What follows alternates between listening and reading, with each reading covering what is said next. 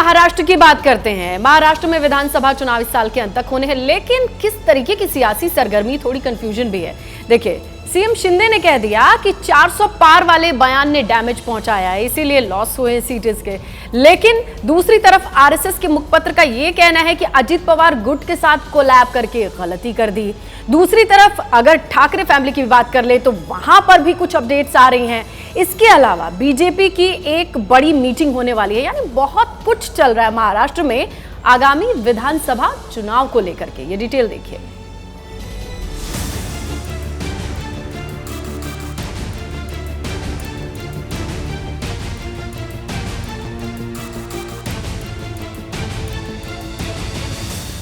लोकसभा चरण खत्म होते ही महाराष्ट्र में विधानसभा चुनाव की गहमागहमी बढ़ती जा रही है। 288 विधानसभा सीटों वाले महाराष्ट्र की सियासी तपिश हर रोज बढ़ती जा रही है, क्योंकि एक तरफ महाराष्ट्र में लोकसभा चुनाव में एनडीए को जिस तरह मात मिली है, उससे वहां पर हाहाकार मचा है। तो बड़ी जीत हासिल करने वाले इंडिया गठबंधन में भी खटपट शुरू हो गई है। सबकी बात करेंगे, लेकिन पहले एनडीए की सहयोगी एनसीपी की बात कर लेते हैं। लोकसभा चुनाव में महाराष्ट्र में सिर्फ एक सीट जीतने वाली अजित पवार की एनसीपी नतीजों के बाद निशाने पर है। अब आरएसएस के मुखपत्र ऑर्गेनाइजर में छपे एक लेख ने एनडीए में मचे घमासान को और भी ज्यादा हवा दे दी है। ऑर्गेनाइजर में लिखा है, महाराष्ट्र में जो राजनीतिक प्रयोग किया गया उसकी जरूरत नहीं थी। एनसीपी का अजित पवार वाला गुट बीजेपी के साथ आ गया, जबकि बीजेपी और विभाजित शिवसेना के पास पर्याप्त बहुमत था।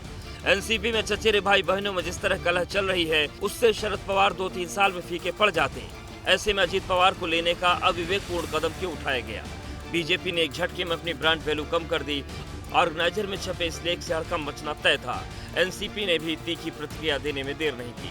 इस तरह से ऑर्गेनाइजर में लिखा गया है कि भाजपा का ब्रांड डैमेज कर चुके हैं महाराष्ट्र में अजित दादा को साथ लेने के बाद। तो फिर उत्तर प्रदेश में भारतीय जनता पार्टी की सीटें कम हुई है, देश में भारतीय जनता पार्टी की सीटें कम हुई है। हम लोग आज इसकी वजह से उसकी वजह से डैमेज हुआ है, उसकी वजह से सीटें कम हुए, ये बोलने से अच्छा है कि साथ में बैठकर इस प्रॉब्लम का सोल्यूशन निकाले। इधर आरएसएस के आर्टिकल पर बवाल मचा था। उधर अजित पवार की पत्नी सुनेत्रा पवार ने 13 जून यानी कल राज्यसभा चुनाव के लिए एनसीपी उम्मीदवार के तौर पर पर्चा दाखिल कर दिया। सुनेत्रा पवार लोकसभा चुनाव में बारामती सीट से सुप्रिया सुले के खिलाफ चुनाव हार गई थी। विपक्ष एनडीए के इस खींचतान पर तंज कस रहा है। अजित पवार जी की पत्नी है, अब बीजेपी और अजित पवार उनको भेज देंगे। आरएसएस क्या करेगा? आरएसएस की बात पर हम चर्चा कर रहे हैं ना। अजित पवार के पास सुनेत्रा पवार जी को राज्यसभा भेजने के लिए वोट कम है, ज्यादा उतना वोट उनका फिगर नहीं है। तो बीजेपी की मदद से अजित पवार की पत्नी जाएगी। बीजेपी की मदद से क्या करेंगे? आरएसएस विरोध करेगी, खुलकर विरोध करेगी। तो आरएसएस के मार्फत ऑर्गेनाइजर ने लिखकर यह बता दिया कि अजित पवार जी की वजह से उनका चुनाव में नुकसान हुआ, उनको करारी हार को आगे जाना पड़ा। तो शुरू हो गया है एनडीए गठबंधन का टूटना, और ये सरकार जो है ये भी अस्थिर है। ये सरकार जबरदस्ती की तीसरी टर्म के लिए बनाई गई है और लोगों पे थोपी गई है, जबकि इसको कोई भी जनादेश नहीं है। ये सरकार ज्यादा दिन टिकने वाली नहीं है। चुनाव नतीजों के बाद एनडीए में खींचतान धीरे धीरे सामने आती जा रही है। एक तरफ हार का दर्द, दूसरी तरफ सरकार में हिस्सेदारी। बीजेपी ने एनसीपी को एक स्वतंत्र प्रभार राज्य मंत्री ऑफर किया, जिसे अजित पवार ने इनकार कर दिया। इसका असर आगे क्या होगा, ये देखना दिलचस्प होगा। लेकिन इंडिया गठबंधन पर जीत का असर दिखना शुरू हो गया है। शिवसेना उद्धव गुट विधानसभा चुनाव की तैयारी में जुट गया है, जिससे इंडिया गठबंधन पर टूट का खतरा मंडराने लगा है। उद्धव ठाकरे ने अपने नेताओं को विधानसभा की सभी 288 सीटों पर चुनाव की तैयारी करने का फरमान सुना दिया है। उद्धव के इस ऐलान से कांग्रेस सख्ते में है। अब सवाल यह है कि क्या कांग्रेस से उद्धव की नहीं बन रही? इस सवाल के पीछे की 3 वजह मुंबई से लेकर दिल्ली तक के पॉलिटिकल कॉरिडोर में चर्चा है। पहली वजह, महाराष्ट्र में कांग्रेस का सबसे बड़ी पार्टी बच जाना। दूसरी वजह, सांगली लोकसभा सीट पर कांग्रेस से मतभेद। तीसरी वजह, विधान परिषद में उम्मीदवारों को लेकर तनातनी। सांगली के सांसद विशाल पाटिल कांग्रेस को समर्थन दे चुके हैं। लोकसभा चुनाव नतीजों को देखें तो महाराष्ट्र में कांग्रेस सबसे बड़ी पार्टी बन चुकी है। इंडिया गठबंधन ने महाराष्ट्र में 30 सीटें जीती हैं, जिनमें 17 सीट लड़कर कांग्रेस को 13 सीट मिली, 21 सीट लड़कर शिवसेना यूबीटी को 9 सीट मिली, 10 सीट लड़कर एनसीपी शरद को 8 सीट मिली। इस हिसाब से विधानसभा चुनाव में कांग्रेस ज्यादा सीटों पर दावा कर सकती है। ऐसा होता है तो फिर उद्धव के लिए नई मुश्किल खड़ी हो जाएगी। उद्धव शायद इस समीकरण को समझ चुके हैं और इसी वजह से अकेले लड़ने की खबर सियासी गलियारों में तैर रही है। ये हमें विश्वास है कि जनता का प्रेम और समर्थन हमारे साथ रहेगा।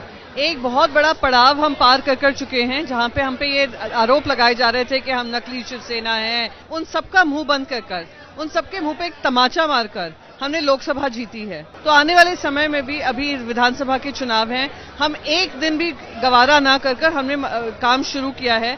हम इस मेहनत से काम करेंगे, सारे 288 सीट पे हम ही लड़ रहे हैं, सो दैट हमारे सारे कार्यकर्ता काम पे रहें और निष्ठावंत रहें और बिल्कुल हाथ से हाथ मिलाकर काम करते रहें। महाराष्ट्र में इसी साल के आखिर में विधानसभा चुनाव होने हैं, लेकिन लोकसभा चुनाव में बीजेपी को लगे झटके के बाद राज ठाकरे की पार्टी एमएनएस ने भी बड़ा फैसला लिया है। लोकसभा चुनाव में बिना शर्त बीजेपी को समर्थन करने वाले राज ठाकरे ने ऐलान कर दिया कि उनकी पार्टी विधानसभा चुनाव के लिए लड़ेगी। मुंबई में पार्टी नेताओं की बैठक में राज ठाकरे ने साफ कर दिया कि बीजेपी की अगुवाई वाली महायुति से कोई बातचीत नहीं होगी। पूरे महाराष्ट्र से हमारे जो ऑफिस बेयर है पदाधिकारी वो आए थे और उनको साहब ने संबोधित किया कि विधानसभा की तैयारी में आप लग जाओ। उसी तरह से आदेश उनको दिए गए हैं। महायुति का तो अभी बात चालू ही नहीं है ना। लोकसभा का दौर था, लोकसभा के दौर में हम लोगों ने नरेंद्र मोदी साहब को तीसरी बार पंतप्रधान बनाना है, इसलिए बिना शर्त हमने पार्टिबा दिया था। अभी वो प्राइम मिनिस्टर बन गए हैं। अभी हर पार्टी आप अपना क्या करना है क्या नहीं करना है। तकरीबन 200-250 सीट हम लोग पक्के लड़ेंगे। राज ठाकरे के ऐलान पर अभी तक महायुति का कोई बयान नहीं आया है, लेकिन उनके चचेरे भाई उद्धव ठाकरे की पार्टी ने दावा किया है कि राज ठाकरे लाख कोशिश कर लें, विधानसभा में वो एक भी सीट नहीं हासिल कर पाएंगे। आपने देखा है कि उनका क्या बंटाधार हुआ है। मनसे के साथ भारतीय जनता पार्टी का जाना और भारतीय जनता पार्टी का मनसे के साथ जाना, क्या दोनों की हार हुई है देश ने देखा है।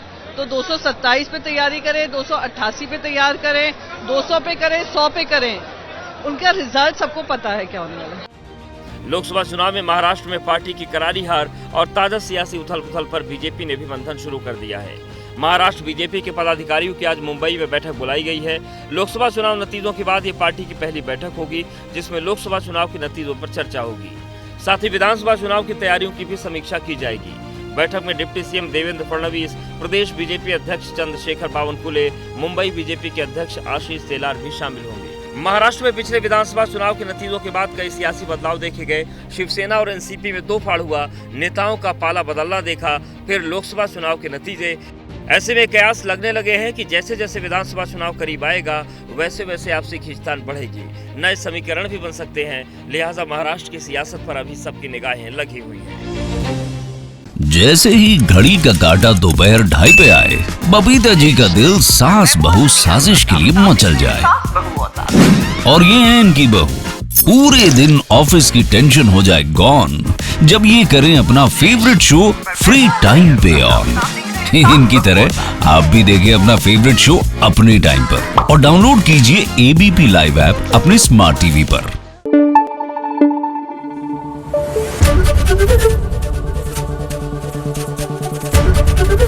एबीपी न्यूज आपको रखे आगे।